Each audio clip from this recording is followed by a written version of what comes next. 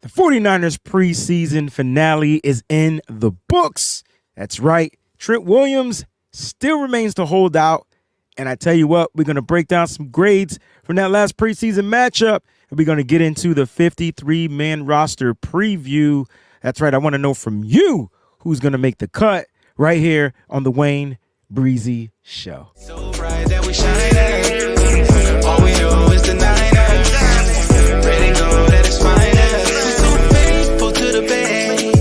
I be sipping gold bar whiskey on the rocks, and a 24-karat gold on a watch. My 7-1 Chevy B tipping nonstop, sounding like Trent Williams on the block. So you know we can't stop, we be banging through your speakers. Wayne Breezy on the field or in the bleachers. You can tune into my show and I'm a teacher. Wayne Breezy, the 49 preacher. We so bright that we shine.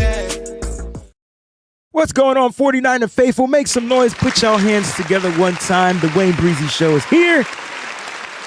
I like doing the Wayne Breezy Show. I really do. I like doing the show. We got a great crowd out there. Shout out to the moderators out there. Those that are members of the Breezy Bunch crew, I understand what's going on.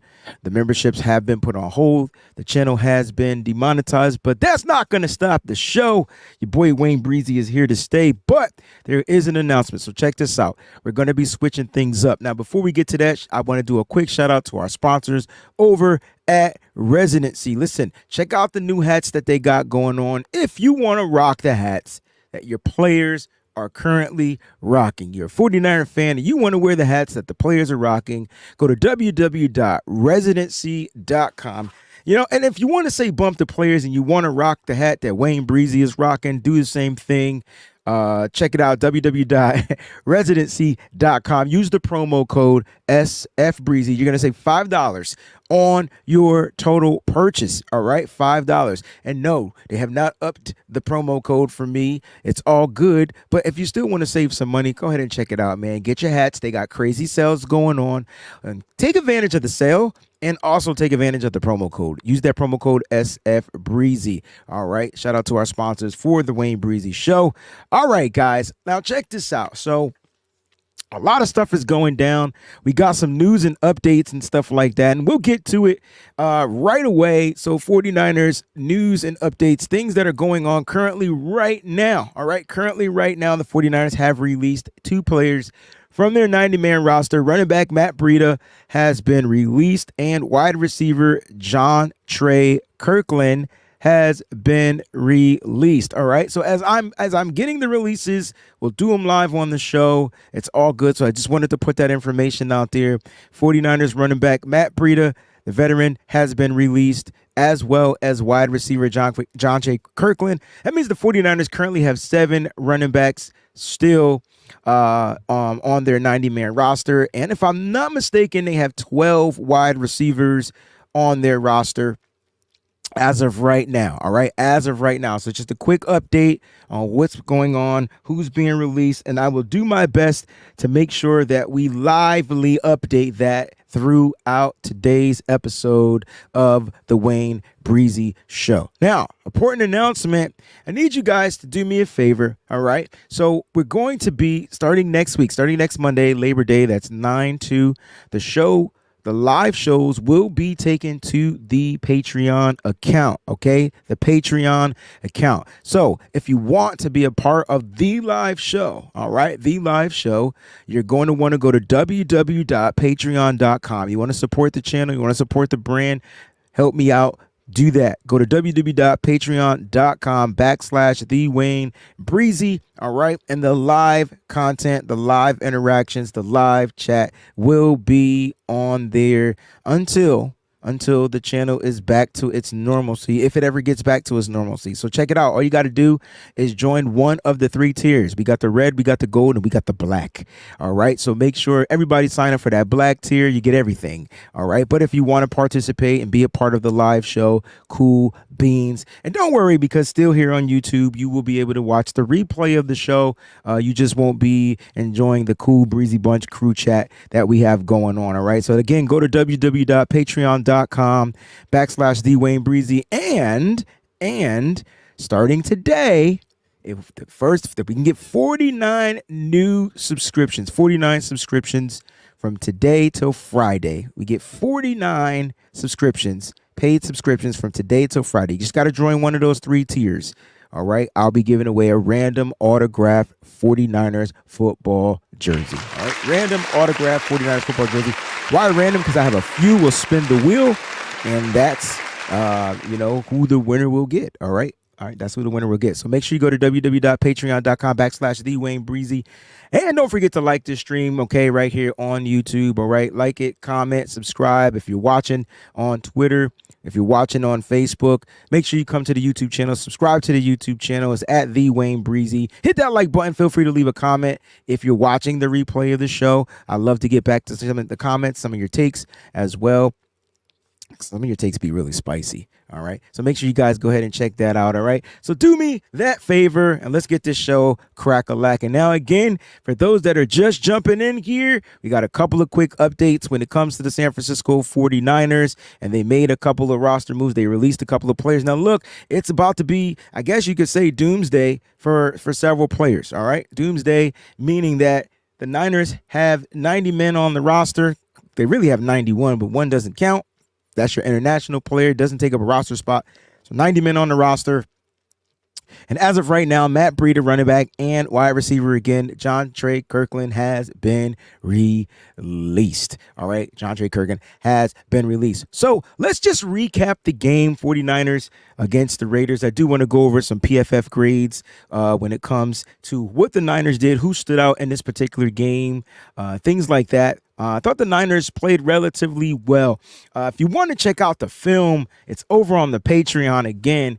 And this might have been one of the greatest film reviews I've ever done in my entire life, right? Like and why? I don't know. It was something about this game that I was able to like really own in on with all the 4 quarterbacks that played, with the wide receivers, their routes, how the offensive line was blocking, how the running backs were blocking, like all that type of stuff is right there on the Patreon. It's called Boom or Bust. You don't want to miss that episode. That's my film analysis. And so when I was going through some of the explosive plays, I'm like, okay, the Niners in the air were doing their thing. Brock Purdy came out on freaking fire, and he was doing his thing. Like, he literally was doing his thing in the air until the interception. It kind of changed some stuff up a little bit. But listen, I thought overall everybody played a damn good game. They did. They played a good game. Offensively, George Kittle was the highest graded 49. He finished with a 90-3 grade, and he had an 81.5 run blocking grade. Brock Purdy was number 2 at 90.1. Jacob Cowing, 80.9. Cameron Latou, 80.8. And then Tanner Mordecai were your top 5 grades, 77.2.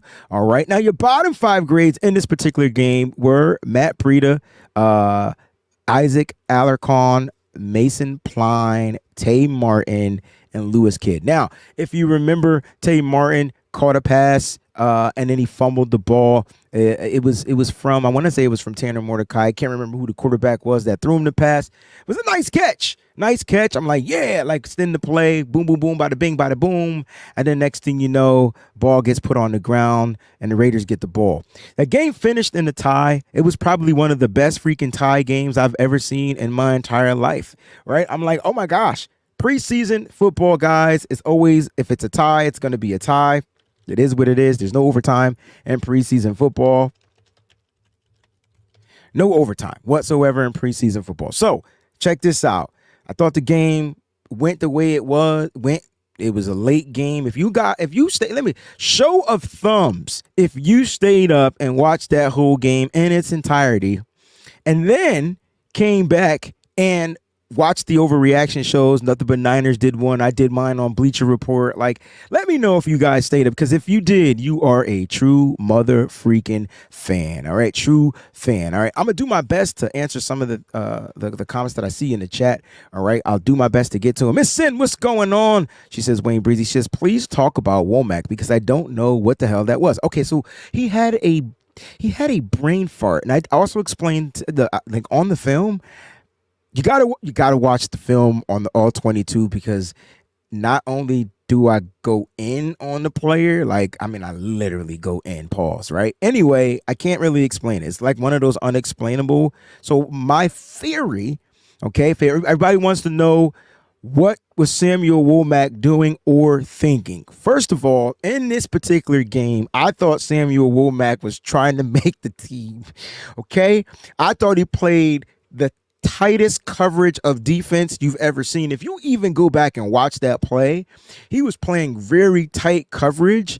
The coverage was so tight that every rep that he had, he was early, meaning that every rep was pass interference. And he, in my opinion, Cynthia, and I could be wrong, was looking for a flag. Like, looking for a flag. He was just like, oh, shoot, I know I messed up. Here comes the flag. And when he didn't see the flag, he was like, oh, shoot, they didn't throw the flag. And then, boom, their wide receiver takes off and scores a touchdown. But if you go back and watch his coverage, it was very sticky. He was very sticky, icky. He was out there, and I'm like, oh, this kid is going to make the route. Like, I don't know. Like, this kid is going to make the roster. It's really tough, right? Because Darrell Luter Jr. was playing good. Ronaldo Green's a lock to me. And it was just like, if we keep 5 cornerbacks, who are the 5? And so I thought Samuel Womack was playing for his job, and he was playing very well. But I think he knew he was a little bit over aggressive just about on every play. And on that particular play, they didn't call a flag, and he got caught. Not that my theory makes any sense. It's just when you watch the film and you slow it down and you try to look at what his body language was doing, play was good. He gave up the catch, but he was on the dude. Like, he was literally on the dude. Unfortunately, he thought that it was probably going to be a penalty or something, and they were going to call it off. And I don't think he thought the player even caught the ball, to be honest with you. I don't think he caught the ball. Look at all the hands up. I said put your thumbs up. Everybody putting hands up. Everybody was watching that game. Yo, that's crazy. That was crazy. But I don't know if it got him cut, Collie, because he had several PBUs in this game. Like, it was really good football from Samuel Womack minus that one play. Now, it could be the play that's going to get him cut. You know, when it comes to cutting the DBs and wide receivers, it's tough, right? You guys do know that, right? Why? Because literally, who's going to play in your special teams? You're not going to have your starters out there, right? And so it's like, dang, like, I think when they go through the process of cutting certain players, they go and say, like, all right, who's adding value on the special teams? Like, who's going to help us out special teams wise? Because that's hell of important, right? Like, you know what I mean? That's hell of important. So it is what it is. Final cut day is on Tuesday. That will be tomorrow, I think 4 p.m. Eastern Standard Time. They got to have their stuff in there. Ben says, Wayne, please talk about how amazing you are and how the season is going to be electrifying. Thank you for this comment to my brother Ben. I don't know how amazing I am, but this season is going to be crazy. First of all, what a crazy offseason, right? What a crazy offseason.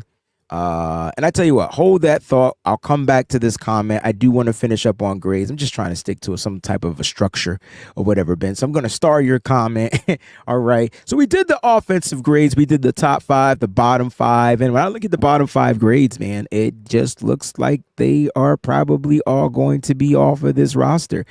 Tay Martin, Mason Pline, Isaac Alarcon, who is our international player. So the Niners, the Niners will be able to keep him on the roster. Matt Breida is gone. Robbie Chosen was right above Matt Breida for the bottom 5. He could be a wide receiver that they let go as well. And so look for these names next. Lewis Kidd, Mason Pline, Isaac Aller. Well, again, he's the IPP. Mason Pline is probably going to be the first tight end that's going to be released, and he'll clear the waivers, and the Niners will probably be looking to stash him on the practice squad. But it was going to be interesting to see that. Okay, so right before Matt Breida, who was the top of the bottom 5, here are 2 names to pay attention to. You ready? Trent Taylor, Robbie Chosen. Trent Taylor, Robbie Chosen. Just pay attention. So offensively, that's how, PFF graded. Defensively, the grades were decent. I thought the defense played, to me, relatively well in this last preseason game against the Las Vegas Raiders. I know they gave up 24 points, -7, so they gave up 17 points. They gave up 2 touchdowns and a field goal. But the starting D was just like, y'all not scoring on us. Starting defense looked really good, and they were missing starters, right? Like, that's crazy. Anyway, Jair Brown led the defense in grading with the 85.9. Demetrius Flanagan Fowles, I think, has played a great game, not just because his grade was good. It's I finally I was able to zone in on him on the film, and I'm like, oh, this dude playing the Mike linebacker, great. Like, oh shoot, how does he not make the roster? And they moved Curtis Robinson to the strong side, and then I was on the weak side. You had your D Winters out there, and I was like, oh, DFF is he's gonna find a way, and he played a hell of a last game. I'll give him that. 85.6 grade. Malik Collins, we got to see Malik Collins for the first time. 83.3 grade. I know everybody saw the clip of Malik Collins taking on the double team and destroying the double team. The 49ers have an interior defensive lineman that will be able to destroy double freaking teams. I'm about to get into my. The play was crazy. They hit him, he shed it. They hit him with another ball, threw him down. I'm like, yes. So good luck running on this team. And I know a lot of people are a little bit concerned about the run defense. Don't be concerned about the run defense. The 49ers gave up 2 explosive plays on the ground in the rushing game. 2. They were 10-yard runs. 2. So that 10 plus 10 is 20. And I know they got gashed up a little bit. It looked like they were really getting gashed up in the short passing game. So the pass defense was a little suspect. Run defense did their thing. They only gave up 2 explosive plays, 2 explosive runs and on top of that, they held them to under 100 yards. So run defense actually improved in this particular preseason game. But defensively, those were your top 5 grades. Now we got to go look at the bottom 5 because the Niners are going to be making some cuts. And I didn't finish the top 5. So Tatum Bethune has been the linebacker I told everybody to pay attention to. Second game in the preseason where he made some plays and stood out. He finished with a 78.5, and Rock Yassin is going to make the roster. Look, he finished with a 77.4. When I tell you that the Niners secondary were in sticky coverage, they were literally sticky to the receivers. And that's what I like. And they played physical, but not overly physical, right? Penalties, there were none. They didn't get any penalties. And so this is what you want. Now, I know every game is going to be called to the discretion of the officials, but at the end of the day, I thought I saw a really good play from Rock Yassin, and I'm like, oh, man, this is tough. So here's my theory. Look, I have not seen Isaac Yiadom, and you haven't seen Isaac Yiadom. So if I ain't seen him, you ain't seen him, the Niners ain't seen him, possibly, will he be let go? And they brought Rock Yassin in because of the injury of Isaac Yiadom.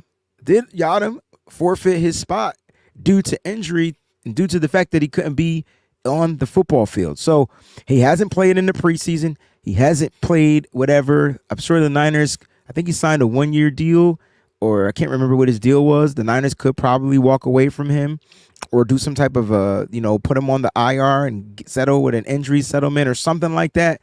But it's going to be interesting to see what the 49ers are going to do with the cornerback room, because it's a 9 room deep with cornerbacks, right? And so if they keep 4 or 5, it's going to get a little interesting. All right, a little interesting. So Rock Yassin, all right, here are your bottom 5, and I can tell you right now that 2 of these players will not be cut, even though they had a bad game against the Raiders. Graded game, Javon Hargrave. I'll go with the top. Your top of the bottom 5, T.Y. McGill, 50.3. Malik Mustafa, the rookie, 48.4. He struggles in coverage. I've been saying that I need to see him in coverage, and he struggles in coverage, and I expected him to struggle in coverage. I did. I'm not. I love him. I'm sold on him, but he has to improve in coverage. Once he gets that, he'll be one of the top safeties in the NFL, hands down.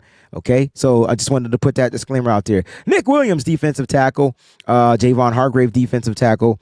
And then safety, Jalen Mahoney. All right, safety, Jalen Mahoney. Now, if I'm not mistaken, Jalen Mahoney is an undrafted free agent. So I'm curious. The 49ers, I believe, have 6 current undrafted free agents. Hold on, let me check. Let me check real quick because I got them highlighted in color. All right. So in the chat, here are your 6 undrafted free agents. Drake Nugent, Mason Pline, Tanner Mordecai, Cody Schrader, Evan Anderson, Jalen Mahoney. How many is that? 1, 2, 3, 4, 5, 6. I could count. I am a great counter. Okay. I helped myself out by putting them in a certain color so they stood out to me because I'm getting older. But I'm a great counter. There you go. There's 6 undrafted free agents remaining on the 90-man roster as of right now because I haven't seen anything.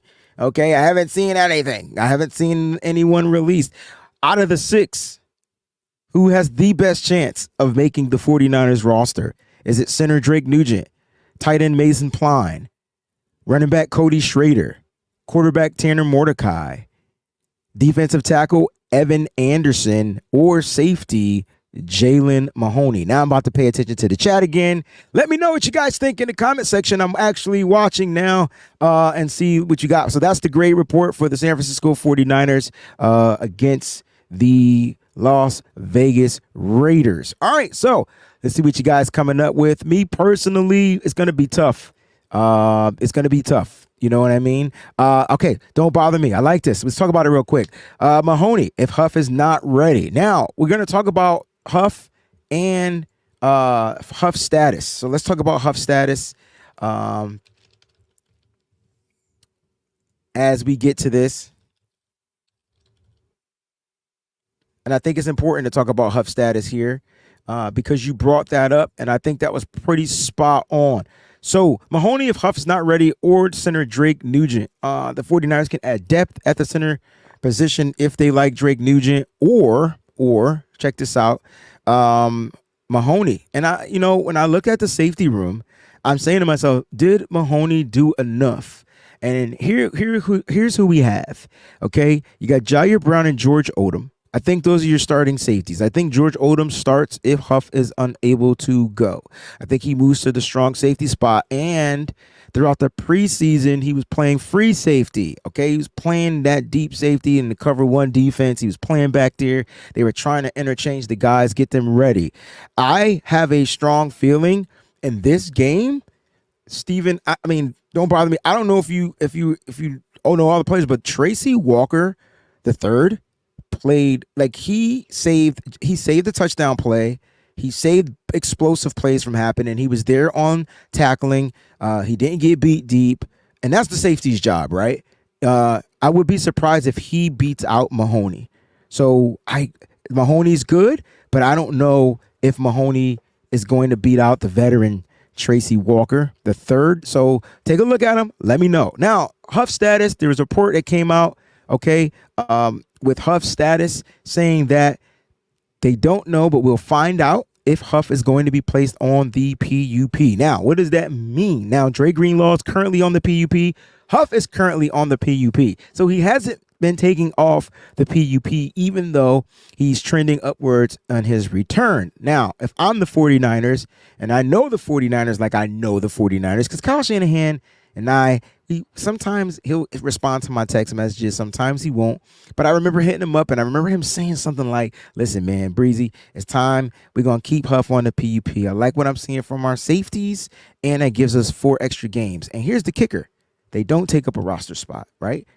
So 4 weeks on the PUP. They won't be eligible to return.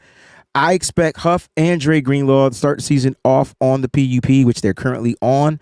There's no point of rushing them back if you have the depth at that position. The 49ers safety position, I just went over them. You're going to get play from Malik Mustafa. I think you're going to have a fine time with George Odom and Jair Brown out there.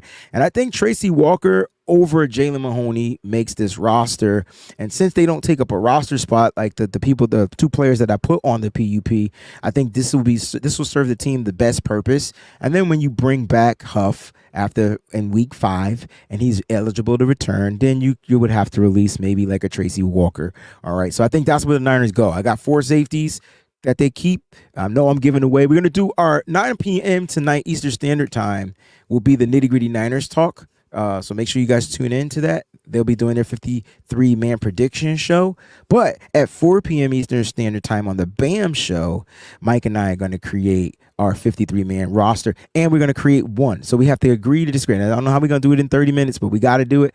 And then we will reveal it the following day as the roster actually comes out, the 53-man roster. So make sure you guys tune in. All right, let me see if anybody said anything else. Once I get talking, it's impossible for me to stop. All right, once I get talking, it's impossible for me to stop. I know a lot of people says Huff needs to just fully heal. I could dig it. I could dig it 100%. Collie says Drake Nugent. I like the kid. I think the kid, he didn't grade particularly too well last week, but he graded better the week against the Saints. And it's going to be matchup purposes for him because of his size. He's a shorter type of a center, but he is a center, right? Like, and I think that's probably something he doesn't necessarily have to learn when it comes to slider protections and calling out this and whatever. And as a, it's crazy because he's a undrafted free agent, and it's tough as an undrafted free agent to crack the 53. But out of those 6 that we talked about, you guys talked about, Drake Nugent is the guy that's standing out. All right, so let's see if any other of the 63. No Cody Schrader's in the chat. That's interesting. I thought I would get a Cody Schrader. No. All right. So Steven says, "Hey Breezy, did you put a bet on Aaron Rodgers not taking a snap in the preseason? It was way easy." I didn't, because you didn't tell me to. Like, had you did it, I would have did it. You know what I mean? Nick Nice, Breezy, next time you text Kyle, ask him if he knows the overtime rules. I wanted to make sure that I got a response. Like, I think that was important. My brother Eddie G and the Bulldogs, the B Dogs. If you guys don't know, that was a rap group that I listened to growing up with during the pretty much the birth of hip hop. And so we gave him that name. He says, "What up, Breezy?" It says Patreon membership paid and started, bro. We ride or die with you, Eddie. I appreciate you, man. You get the air horns for that, bro. Thank you so much, Eddie. Alejandro says, "Hey Wayne, what's going on with Elijah Mitchell? He didn't play any in the preseason." So I think a lot of people feel that Elijah Mitchell is the odd man out in the running back room. A, because he stays injured. B, because he didn't play at all in the preseason. Now, I get it. It makes it, your theory, your opinion, it all makes perfectly sense. Okay, it all makes perfect sense. Excuse me. It all does. Okay, so. Is he the odd man out? I mean, it's tough because Jordan Mason is currently trending up without a doubt. Jordan Mason is freaking trending up. Okay? Jordan Mason is trending up. So that's super dope, right? Jordan Mason is trending up. So it's going to be interesting to see what happens with that. Okay? I don't know.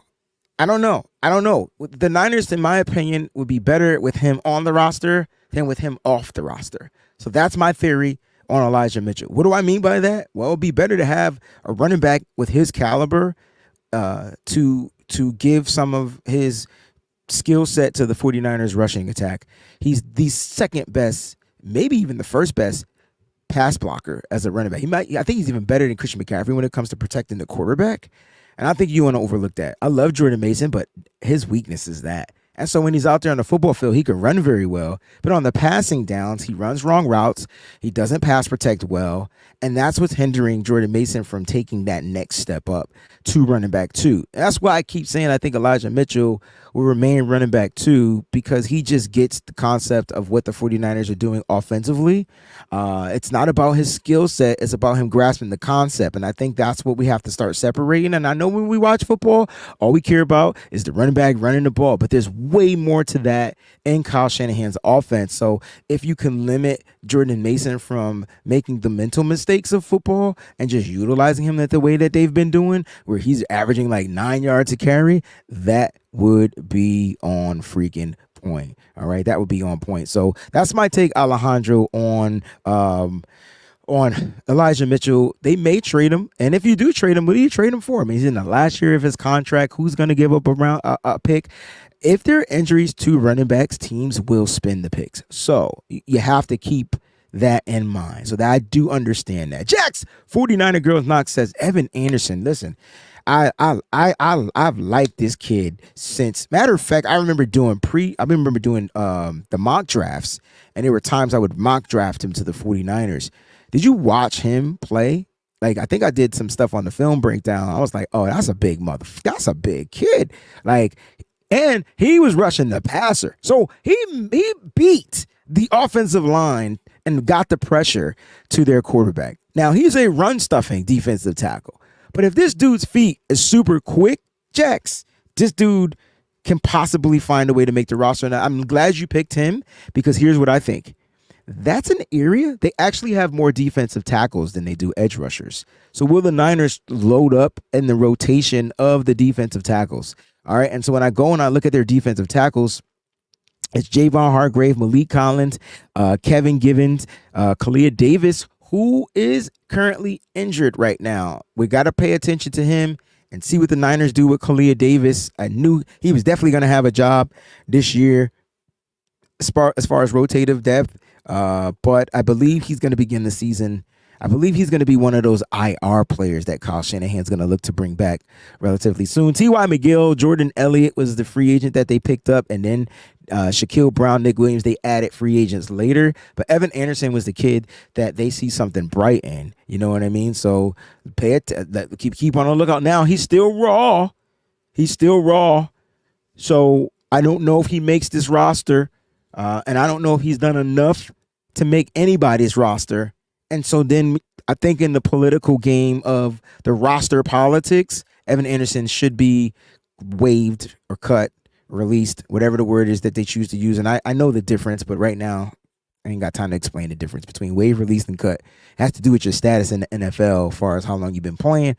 But at the end of the day, I think when it comes to, players being released, they don't have to clear waivers because they put enough time in the NFL so they can sign contracts. Players that are waived have to clear the waivers, hence the word waive. So we'll see what happens. All right. But I think it's going to be a long shot for him to make the roster. But I think the Niners probably will cut him, stash him on practice squad. So right there, out of those 6 players that we have that are undrafted free agents, I feel like 3 of those are practice squad guys: Jalen Mahoney, Evan Anderson, and Mason Pline. And I think Cody Schrader, unfortunately, if he's waived, I believe he's going to get picked up. So let that simmer saute. And then your second question, did Mitchell practice at all? I don't remember seeing him. He practiced in the very beginning. Then he ended up with a hamstring injury. And then he's been working out on the sideline. He's been working out on the sideline. You know what I mean? So that's that. What's going on, Rick? How you doing out there, family? Are you talking about Brandon Parker? Mr. Parker? Kylie says, I know number 75 on the O-line is garbage. Now, Parker and Chris Hubbard, okay, are 2 offensive linemen that are playing the opposite sides. They were being tested in their weaknesses because they both play on the opposite side. So Hubbard should be on the right, and Brandon Parker should be on the left. One of the two. It's one of the two. I can't remember. But then I know that they play on opposite sides. I remember Coach Chris Forrester saying that we're working them out so that they can get stronger just in case they have to go in and play on the opposite side or whatever. Because now what the Niners like to do with the offensive line is that they like to freaking have swing left. It's not a swing anymore. It's backup left tackle, backup right tackle. And I think they like swing the guard like all of a sudden. I think that's kind of like what they do. So the offensive lineman that will be swing is the guard. So right now, Trent Williams is on that do not report list, failure to report list. I don't know if he has to, I don't know how that works as far as him taking up a roster spot, but Jalen Moore is your starting left tackle. And then who's going to back him up? So I think you got to go with Brandon Parker. Yeah, he struggled in this game. They both did, though. They both did. You know what I mean? They struggled in this game. Peachy says that JP should be running back too. You know what's tough? It's the debate. And I think you guys are forgetting what Elijah Mitchell does for the team. But if I sat here and pointed out all of Jordan Mason's weaknesses and that he can potentially get Brock Purdy killed, you wouldn't want him on the football field. And I think that is the issue. As a running back, he's phenomenal. He breaks tackles. You can't tackle him. His vision is great. His cut is great. But there's more to being that in Kyle Shanahan's system. And I'm not saying that he won't be better in pass protection, but you've watched him run wrong routes, be the worst blocking back on the team, and that can cause your quarterback to go down. So we can't say and we want this player to be this and this player to be that. We got to keep the same energy going. So should he be running back too? I don't know. But if he's not running back too, it's because of those reasons. Jordan Mason has worked his ass off in the pass catching game. He's gotten better. As far as running back and his vision, he's gotten better. As far as his cuts, he's gotten better. Jordan Mason just used to try to bulldozer over everybody. Not no more. He still will.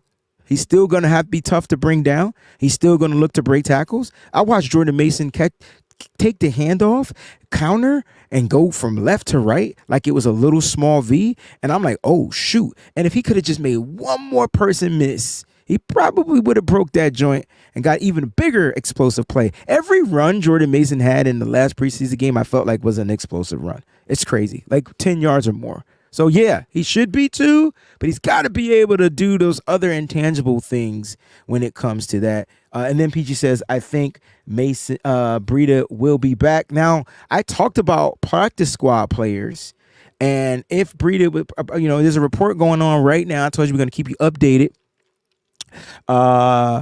From Tom Pelissero, important note as team construct their initial 53-man rosters, NFL teams were informed that the NFLPA, all right, the National Football League Players Association, vetoed the revised emergency third quarterback rule that would have allowed teams to elevate a bona fide quarterback from the practice squad in an unlimited number of times. So the rule reverted to the 2023 version, which says the emergency third quarterback must be on the 53-man roster, not an elevation. This is going to be a weird-ass season. Weird. I can tell you that right now because the rules. So many rules, right? So many rules that you got to pay attention to. You think Breida will be back? We'll see. There's going to be a veteran running back on the practice squad, I think. And if there is a veteran running back, I tell you what, if there is a veteran running back on the practice squad, is it going to be Keyshawn Vaughn, Matt Breida, or Patrick Taylor II? That's the question you got to ask yourself. Kyle's going to go with 3 running backs. He typically goes with 3. I think he even goes with 4 this year, right? 4 and a fullback. It's going to be tough. But again, there could possibly be a trade. And wouldn't it be crazy? What if it's not Elijah Mitchell they trade? What if they featured Jordan Mason to trade Jordan Mason? Just pay attention. All right, let's talk about the latest in the hold up with Trent Williams. Now, I don't know how much of a story this is because it's a holdout, right? And I said hold up, but it's a holdout. The Trent Williams story. Like, that's what we're calling it. When I tell you the drama of the San Francisco 49ers will always be drama, it's ridiculous. All right. So the holdout continues. There was a report that went out that was on ESPN per Jeremy Fowler. And he said something, he said basically what a holdout is. Trent Williams is going to hold out until the contract is renegotiated. And I'm like duh. Like, right? And so listen, guys, when you see me put out the news, like when you see me put out these takes, I'm putting them out and I would just want to get your initial reaction and things like that. I got the best response on a YouTube comment after putting that out, and I had to pin it to that particular post because I was like, bruh, like that's it. Like that's it. But hey, man, I'm just a messenger. Don't kill me. Don't shoot me. But yeah, like it's a holdout, ladies and gentlemen. So what holdouts typically are is the player's going to hold out until the negotiations are agreed upon. And so Trent Williams is going to be looking. Trent Williams may not play week 1. And you know what? Let's talk about this. If Trent Williams does hold out, right? If Trent Williams continues to hold out, and he doesn't play week 1, I just got overly concerned. I did. I was at the gym today and I said to myself, oh,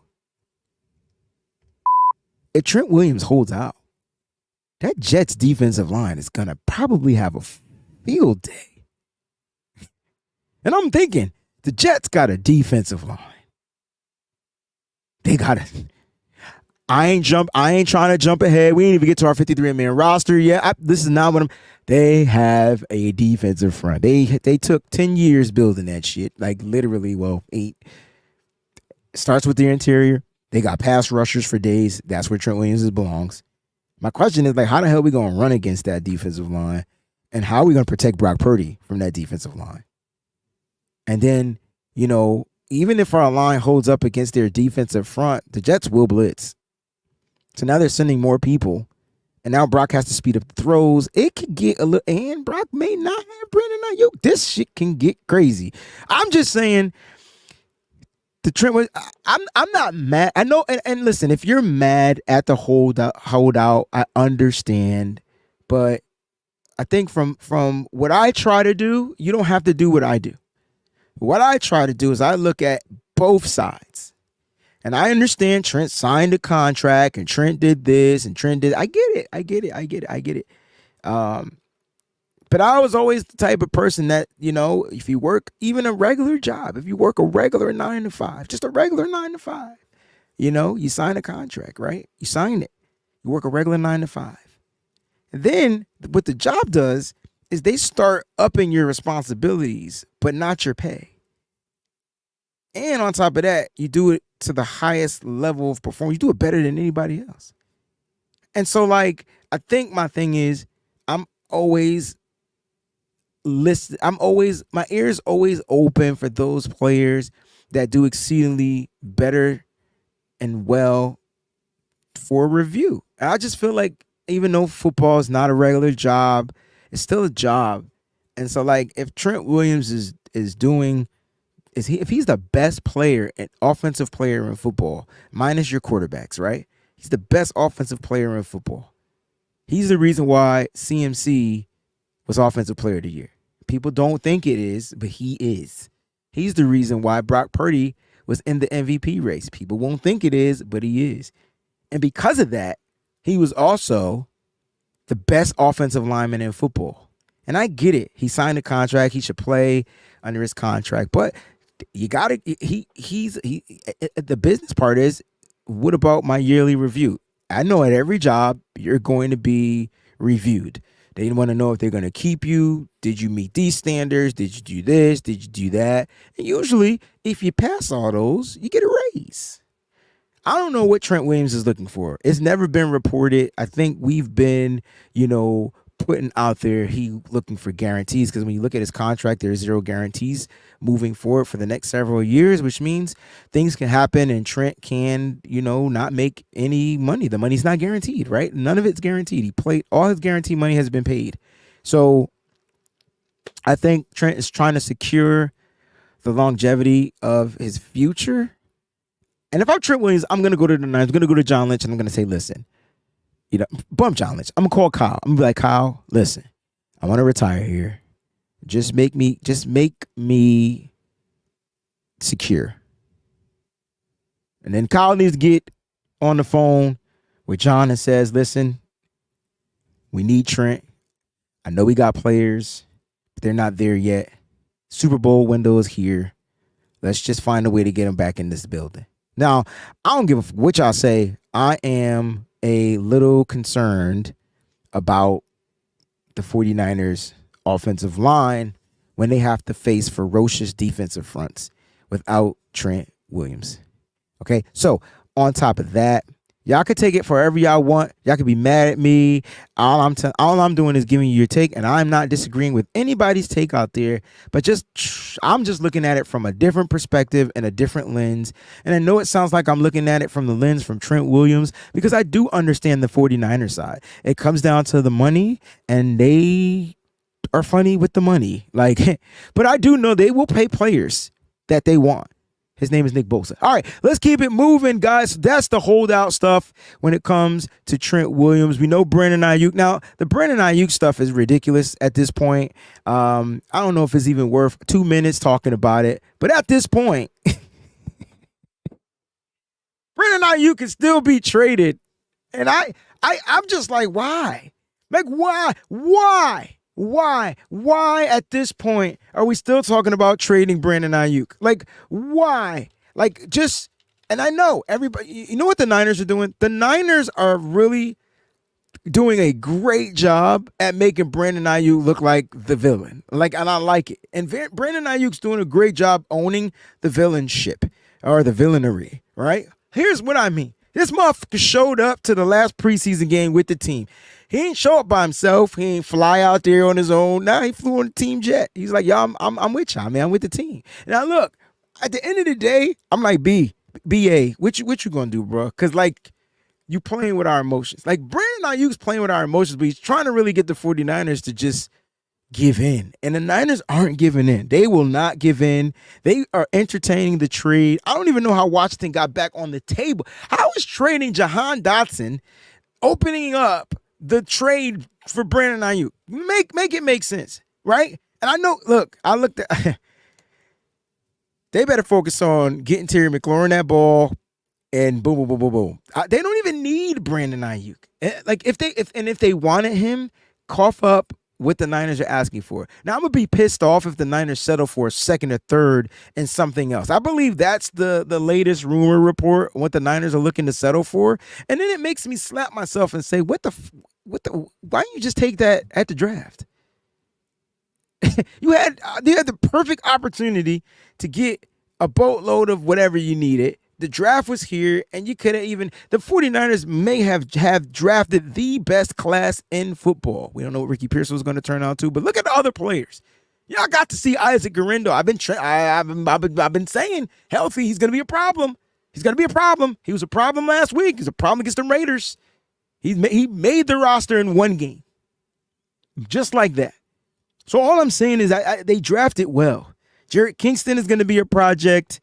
Everybody else is probably going to make this roster and be something for the future of the San Francisco 49ers. That's how they're drafting. They could have had a second-round pick, possibly a third-round pick. They probably could have got a second, 2/3 if nobody was giving up a first. So, like, why not? Why not do it then? Like, it just made no sense. It just made zero sense. At the end of the day, I still believe Brandon Ayuk's going to be a 49er. Will he play week 1? No, I don't know. But I do know he's going to be a Niner. That I do know. And we're just going to have to sit here and just live with it day by day. You know how the 49ers injuries are day by day? Well, we're going to have to sit here and listen to it day by day. All right. Jack says Ricky Pearsall is practicing today. Hopefully he can make it to practice. You know what's funny? So I pay attention to this. When the words come out and say that he's practicing, it just means he's going to be practicing. It doesn't say what he's going to be doing at practice. He could be on the sideline warming up. He could be just running routes like he used to, like he has been doing, where he'll run routes, avoid all contact, no contact. But you heard Kyle Shanahan talk about the injury, and I just feel like just redshirt the kid.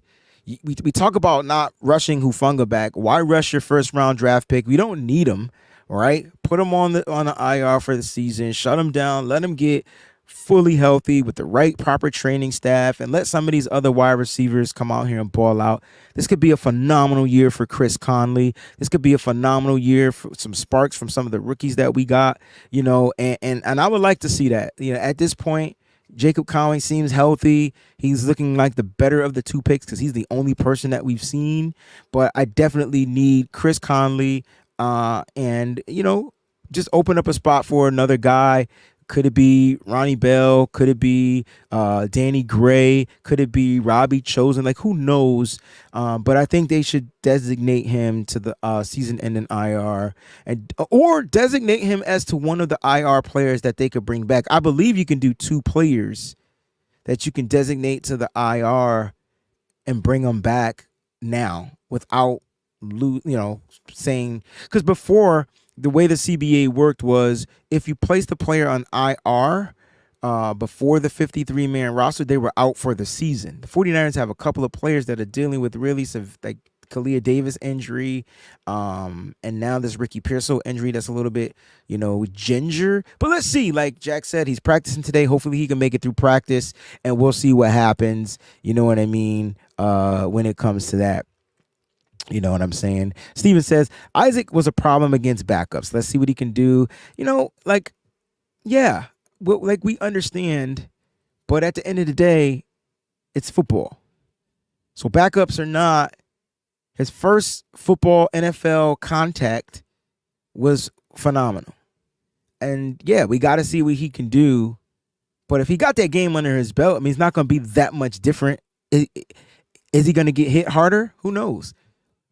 Like you said, we'll see, Steven. I'm with you. I'm just more positive for a player that's trending upwards in the 49ers system. And speaking of injuries, the 49ers, the D Winters injury threw me for a loop because he played a pretty good game. Like he overall, I thought D Winters, I didn't know he was hurt, but unfortunately he's dealing with some type of an injury. And the Niners the injuries just suck for the Niners. And I look, I'm a firm believer in saying that I'm glad that they're happening like now, and I'm glad that the Niners are deep. All right, the Niners are deep, so that's a good thing, right? The Niners are deep, but the injury update on yesterday, per Kyle Shanahan, was that Leonard Floyd is day to day. He has a knee injury. Uter gross matos is week to week, so pay attention to that. Ricky Pearsall should be practicing this week, and then we have to figure out what's going on with D Winters because he's scheduled for more imaging, so they didn't really disclose what the injury is other than it's his ankle. And so we don't really know what his return timeline is going to be. So it's just like, well, damn, and I'm like, damn, D was the man. But, D Winters injury, yes, he's getting his MRI today, Nigel. His injury could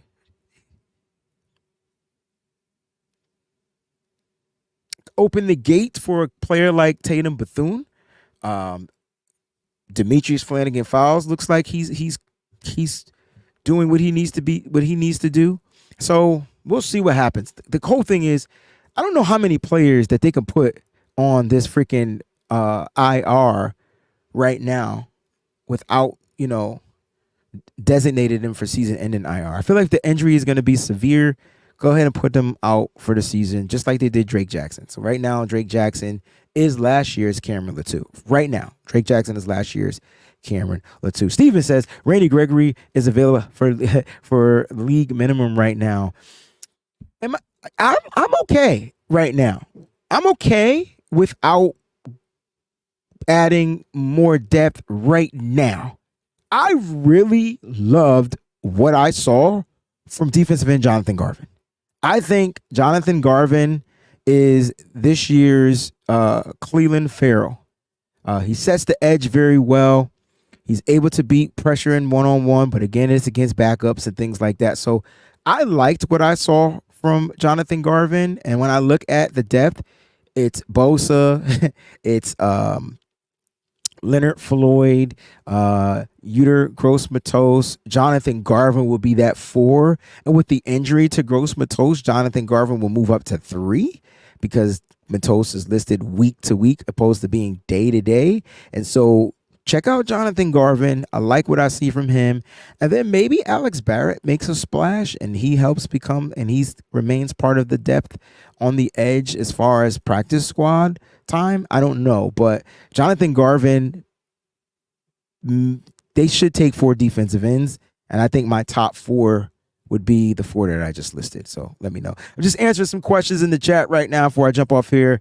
Louis Marino says, I don't feel like the wide receiving room is deep. They need Ayuk. So the wide receiving room is deep.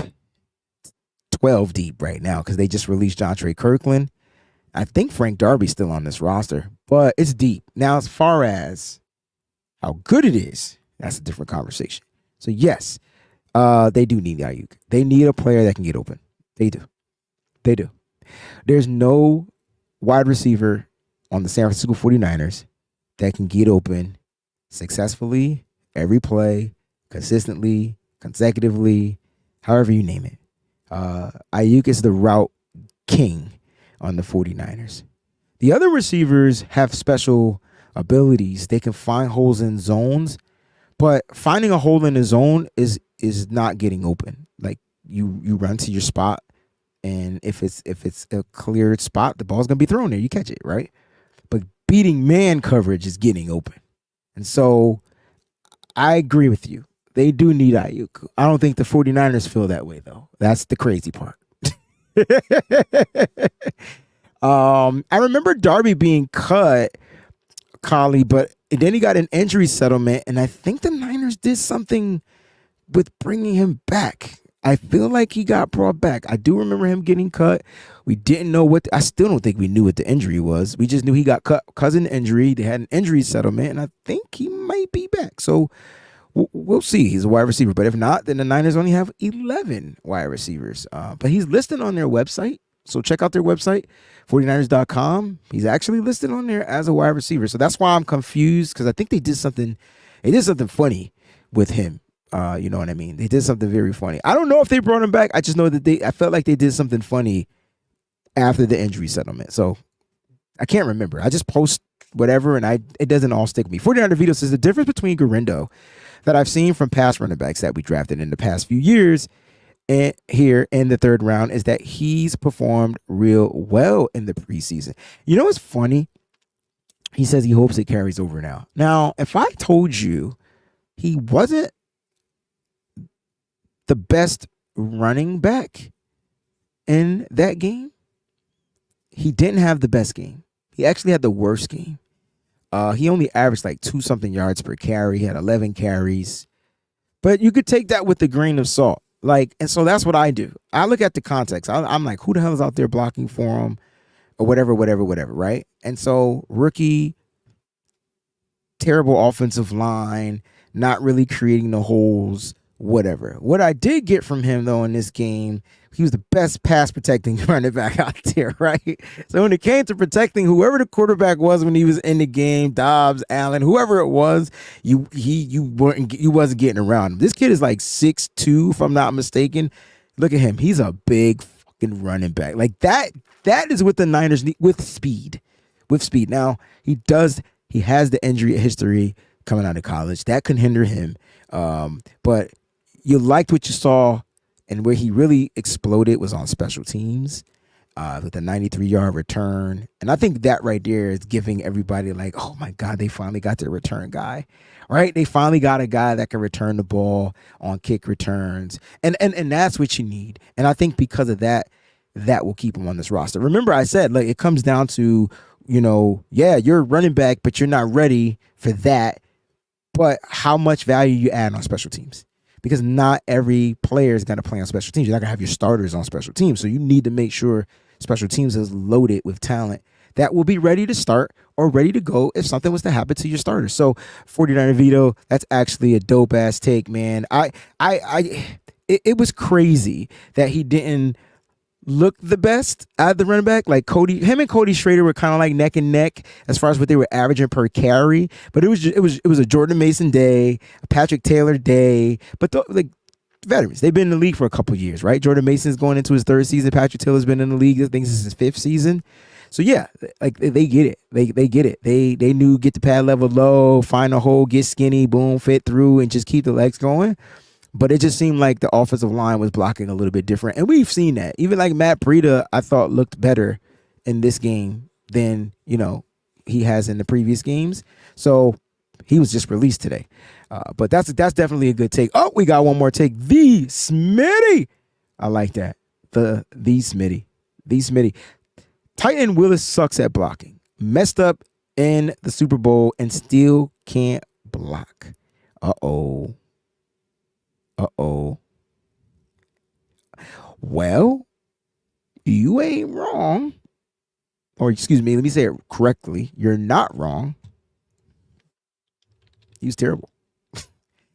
First play of the game after the pass to Deebo Samuel was a toss to Jordan Mason. It gets blown up for -5 yards because Willis just can't block. I don't know. That's why I keep saying like I gotta be consistent. I can't say, oh, Jordan Mason can't be running back too because he sucks in pass pro, and then say Braden Willis can be tight end too. No, he's terrible in blocking. He's just terrible. I think he needs to be utilized the way that we see. You line him up in the backfield. He's a fullback kind of hybrid. Then he can split out wide and whatever. But when it comes to protecting or blocking for a running back, my thing is, if you line him up in the backfield, it needs to be some type of a play where he can go out for a pass, quick throw. He has great hands, and he has big playability. But the intangibles is where he struggles, and that's what you're going to get. You're going to get that. What's going on, Kenny 49ers, man? He says, I need more subs. There are chumps out there with way more subs who are straight. I'm not going to call them trash, but I appreciate this take. Well, man, listen, tell YouTube, for some reason, they don't like me. So let's try to get YouTube to like me again, and let's try to see if YouTube can start pushing this channel out, because football season is officially here. What a great show, guys. You guys have been amazing. Everybody that was watching on X, Facebook Live, we got people everywhere. Twitch, YouTube. Cool. Now I just want to make this quick announcement. Cameron, here, you know what? Let me ask you this last question before I dip up out of here. I got this is a legit question. You gotta pick one. Braden Willis or Cameron Latu. 3rd round pick versus, was Braden Willis a 7th round pick? 7th round pick. Tight end, last year, drafted 2023. You can only pick one to make the 53-man roster. Who you picking? Let me know. I'm going to read these out here. While I get those up there, I'm going to go to YouTube if you're watching on YouTube. If you're not watching on YouTube, please come to YouTube, subscribe to the channel. I truly would appreciate it. And don't forget to hit the like button as well. Trying to get these numbers up. Got to do a lot to prove to YouTube that I'm real and that I am who I say I am. And that's the Wayne Breezy, and bringing 49er content to the community. So please make sure you guys help me out in doing so. Again, starting next Monday, that's Labor Day, 9/2, I believe. Everybody should have that day off. The live shows will be taken to the Patreon. So go to www.patreon.com/the Wayne Breezy. Another quick shout out to our sponsors over at residency.com. Go check them out. I'm working on having a different sponsor for every show. So the Wayne Breezy show is officially sponsored by residency.com. Use that promo code SFBreezy so you can save on your purchase. All right. Now I got to get to these before I dip up out of here. I'm not leaving yet because you guys asked you a question. Eric Brown says, Braden Willis, I like Braden Willis, but Cameron Latu is the prettiest tight end, route running tight end I've seen since Brent Jones. Just watch his route running. He's a terrible blocker. They both are terrible blockers. That's why I asked this question. But man, he can get open. And he had back to back. I say I need consistency. Back to back. Saints and the freaking Raiders, he played relatively well. Matter of fact, he was the second graded highest tight end against the Raiders. When it comes, second graded tight end against the Raiders. He get open. I'm gonna leave it at that. The Smitty says Latu. Don't bother me says Willis. 1400 Vito says Latu. See, I'm not going to do the call and response. Nigel says Willis. Oh snap! My boy Jason Willis. I know, because Willis to me is the dynamic kid. That's the George Kittle, right? So Willis is like the Delaney Walker. If you remember Delaney Walker, that's how Willis can be utilized. He doesn't have the same frame, but he can get open. He can catch the ball. He's just a terrible blocker. Delaney Walker was a way better blocker, so that might be a terrible example too, by the way. But I do know that the Niners are going to be looking to run that 12 personnel. I do see it. I see 2 tight ends out there on the football field a lot with 1 running back. When Jordan Mason was out there, it was 2 tight ends on the field just about every time because they trust Mason in single back formation, and they were going to either run or pass out of that formation, and that's what the 49ers like, that 12 personnel. Now, don't get it twisted. They will switch that junk to 21 personnel with Juice being back there. Yes, they will. And what they did in 12 personnel, it's on the film analysis show. What they did is they made it look like 21 personnel to confuse the defense. That's why Kyle Shanahan is a genius. You guys have been in a great audience, man. Thank y'all so much for tuning in to the live show. We'll be live here on the YouTube all week long with all the shows regularly scheduled. And so make sure you guys, if you're subscribed to the channel, have your joint set in to the alerts to set on. Jax wants to let everybody know that September is her birthday month. She wants to let everybody know, so pay attention to her. All right. 49ers Throwback says, thanks for joining, Faithful. Before we end the show, hit that like button. Also, don't forget those times. That's a lot. For the Mike and Wayne for the Bamboo Show. Did you call our show the Bamboo Show? The Bamboo Show, and then Nitty Gritty Niners at 9 p.m. So change that to 6 p.m. specific time. I can't do a 10 p.m. show, bro. I get on here at 10 p.m. I'll be knocked out. But guys, thank y'all for watching. I appreciate you guys. You guys are the greatest, man. Faithful. Keep it faithful to the Bay. And we out this joint, man. Peace. We so bright that we shine. So bright that we shine. All we know is the Niners. Ready to go, that is finest. So faithful to the Bay.